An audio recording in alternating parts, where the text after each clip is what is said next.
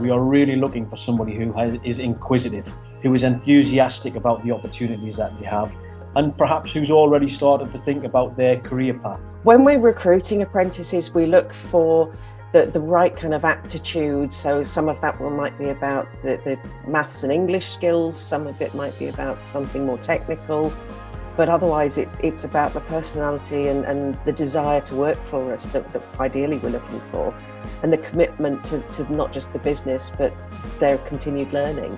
The ideal qualities of an apprentice are being self-motivated, driven, and most of all using initiative towards problem solving and becoming a key asset to the business going forward.